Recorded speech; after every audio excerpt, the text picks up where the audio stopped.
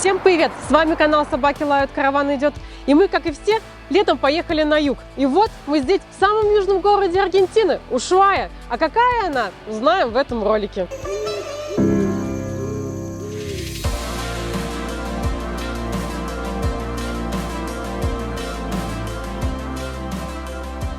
Городочек на самом деле совсем небольшой, но довольно-таки уютный. Нам чем-то напомнил он центральный Барелочи. Единственный здесь минус, что все, построено на холмистой местности и приходится ходить вот так по горкам туда-сюда. Но зато не потолстеешь, спорт – это жизнь.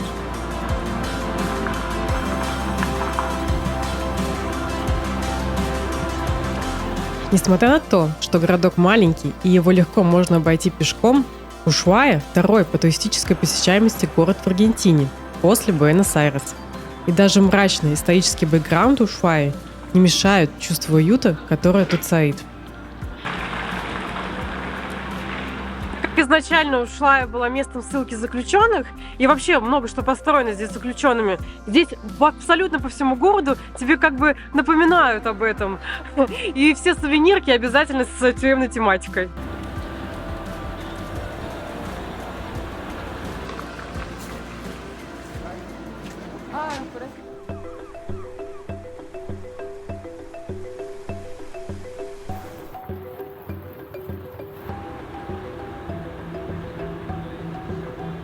Если вы оказались в Ушуае, непременно прогуляйтесь на катамаране по проливу Бигль. Пролив Бигль фактически является местом, где соединяются Тихий и Атлантический океан.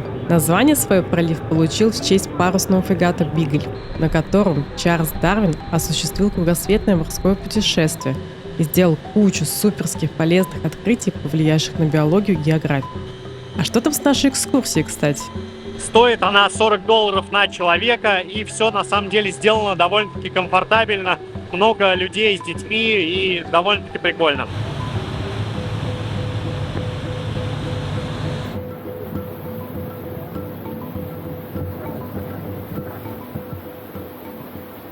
Первая остановка – это остров с бакланами. Если вы не видели бакланов или людей, которые смотрят на бакланов, то обязательно езжайте, посмотрите. А здесь будет подсказочка, где можно посмотреть бакланов, на мой взгляд, более интересно и более качественно.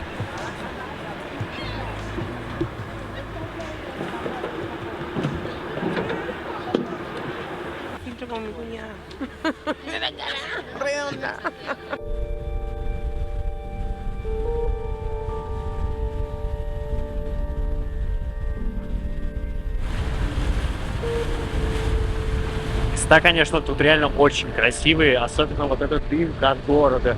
Все такое сказочное, вода прям такого глубокого синего цвета, горы. Блин, реально кайф, мне очень нравится.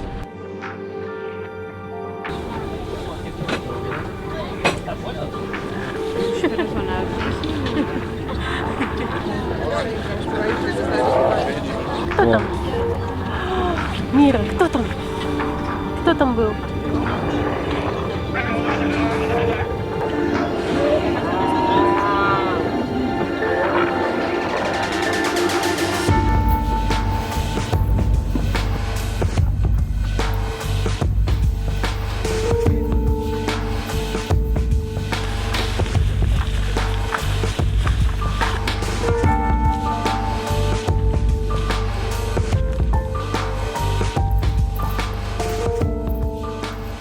На мой взгляд, это немножечко переоцененное место, потому что кроме мха и камушков смотреть нечего. Да, сделана аккуратно зона, огорожена, все для туристов, но смотреть реально нечего. Стоп, вот тут ты не прав, подумал я, монтируя это видео. Место огонь, как и земля, впрочем.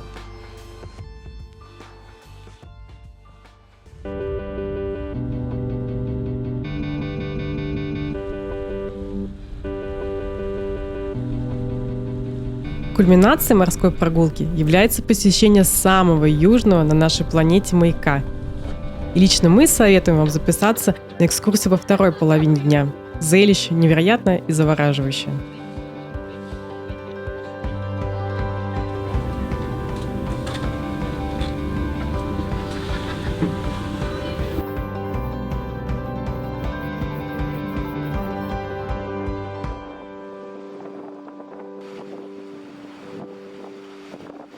Вечером город оживает.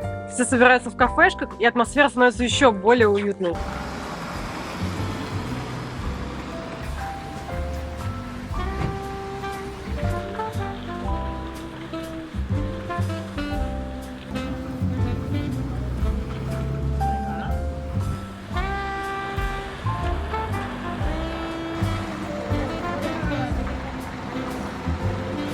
Если вы любите кулинарные изыски, советуем вам зайти в Рамос Генералис Эль Альмацен, потому что здесь реально очень крутое, аутентичное кафе, просто все старое, кафешки 100 лет, это, вообще просто, приличные люди столько долго не живут, как говорится.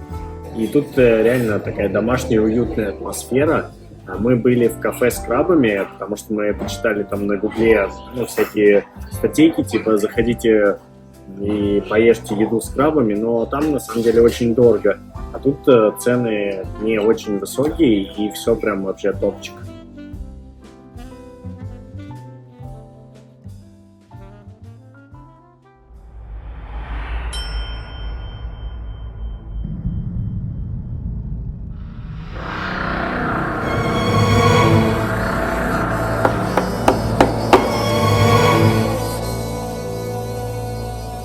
Тюрьма Ушуаи была домом для самых опасных преступников Аргентины. И если углубляться в историю, место действительно жуткое. И хорошо, что история эта осталась в прошлом. Но когда ты оказываешься внутри, становится немного не по себе.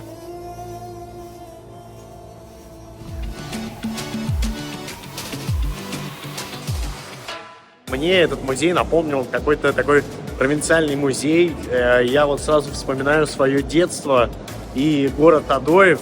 Вот мы с бабушкой, меня бабушка приводит в музей, и вот примерно это вот прям, здесь запах этого музея, все вот цвета такие же, то есть это прям вот такое детское воспоминание. Тебе, Влад, что напоминает музей этот?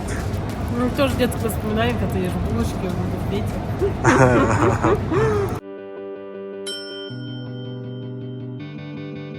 Наверное, одно из главных развлечений в Ушуае – это поезд на краю света. Это железная дорога, по которой ходит старинный поезд, и построена она была, естественно, тоже зэками для перевозки леса. А сейчас ей пользуются просто в качестве развлечений.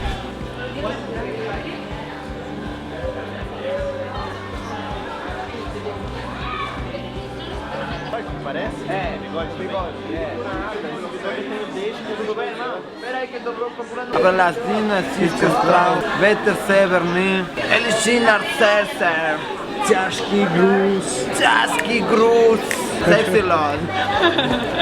Nice to meet you. Билет стоит покупать лучше заранее. Мы резиденты уже Аргентины, и для нас билет в национальный парк стоил $7, он обязателен в покупке. И билет на поезд стоил $27.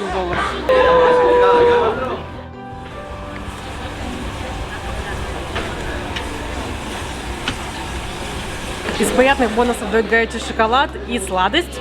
А еще, когда ты с ребенком, ты проходишь без очереди. Нам выдали уже наушники и сказали, что на 6-й и 7-й линии будет гид на русском.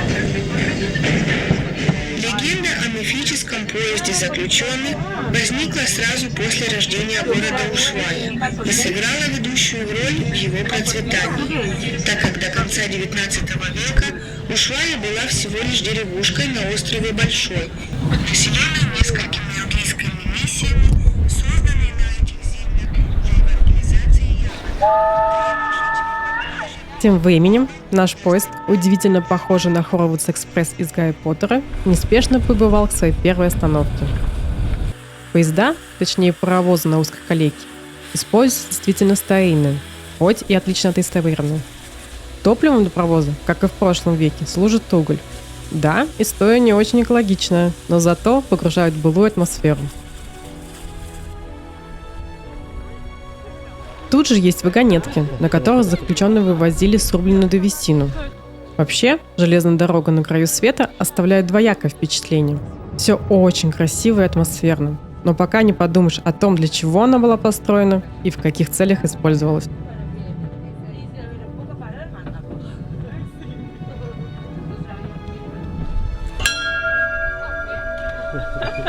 сказать, что это целое приключение, потому что занимает это где-то по времени 2 часа.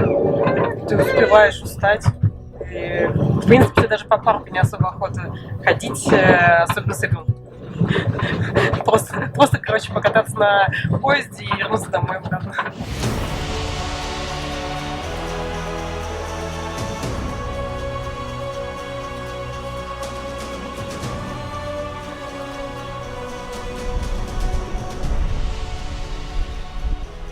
В целом, железная дорога на краю света оставляет приятное впечатление. Да, прям супер каких-то сильных эмоций нет, потому что мы уже катались по узкоколейке.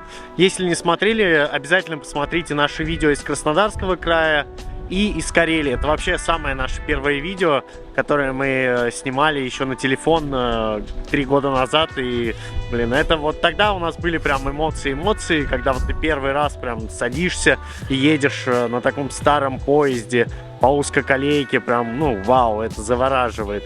Но тут я хочу сказать, что все сделано прям максимально для туристов, очень комфортно, есть вагоны, рестораны, то есть ты заранее можешь прям оплатить билетик на вагон-ресторан и сесть спокойно, попивать мальбек, кушать сыр и наслаждаться жизнью.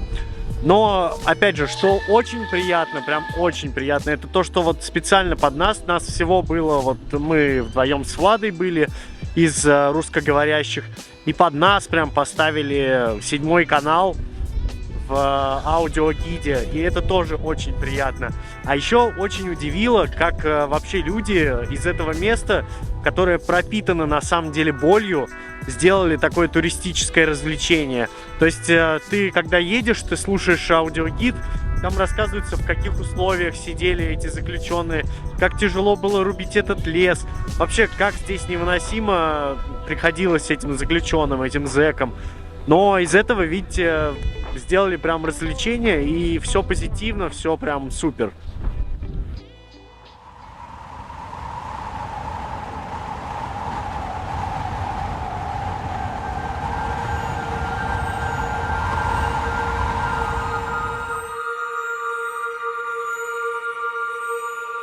Мы находимся, пожалуй, в единственном месте, которое здесь не построили заключенные.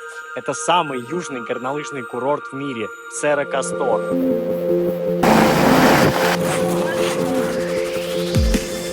Курорт на самом деле очень уютный, хотя и небольшой. И, пожалуй, я номинирую его на самый лучший курорт Аргентины. Ну, уж по инфраструктуре это 100%.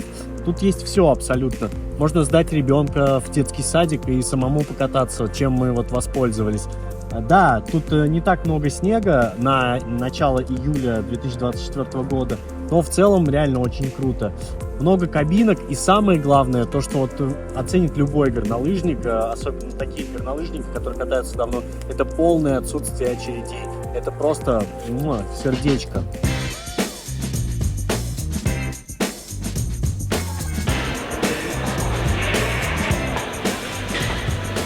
Прокат на Серру Кастор на самом деле такое себе, потому что все оборудование, оно чуть-чуть изношенное, плюс ты приходишь, тебе надо отсканировать QR-код, там ты заполняешь такую длинную анкету, у тебя там спрашивают, сколько тебе лет, какой у тебя вес, какой у тебя рост, и даже какой у тебя уровень владения сноубордом, но по итогу сноубордом, лыжами.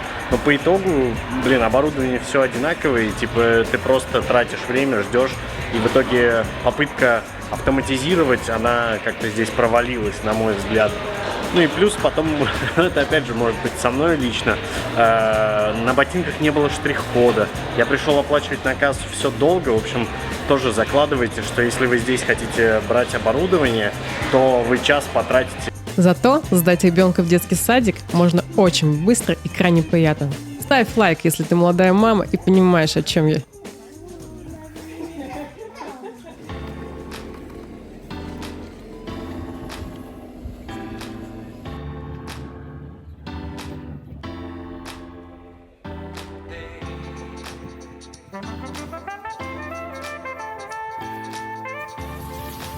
На самом деле, горнолыжка – это один из способов круто проводить время зимой. А лететь вниз по склону с осознанием того, что ты катаешься на самом южном в мире горнолыжном курорте, приятно вдвойне. Здесь, в Серра Кастор, Горнолыжник любого уровня и подготовки найдет склон под себя. Удовольствие от катания получит каждый.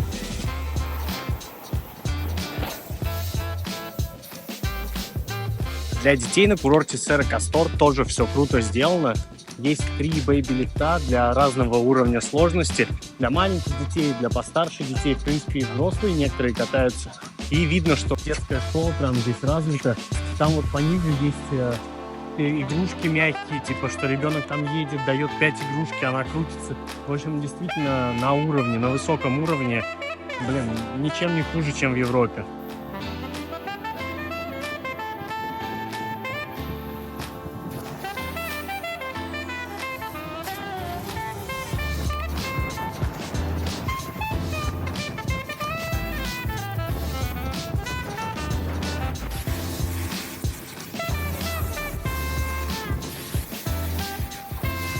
А мне лично очень понравилось, как на Серра Кастор сделан выкат.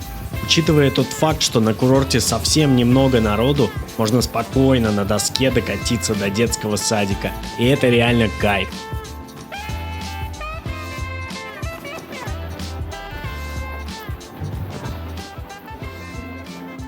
Как известно, театр начинается с вешалки, а любая каталка начинается правильно с кассы на скипасы.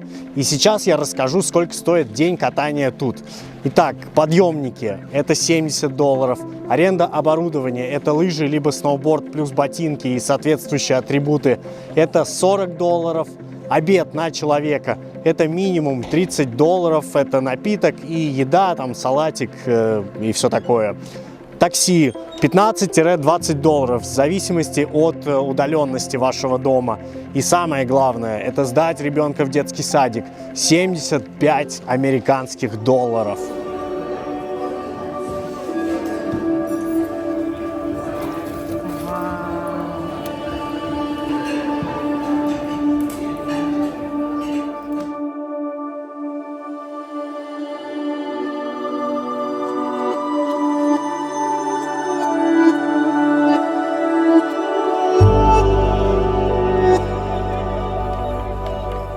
Резюмируя, хочется сказать, что Серра Кастор – это отличный горнолыжный курорт для всей семьи, от мала до велика. И вообще, горы – это круто.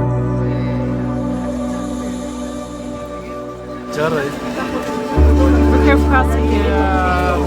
In our house, we have husky. Was it that?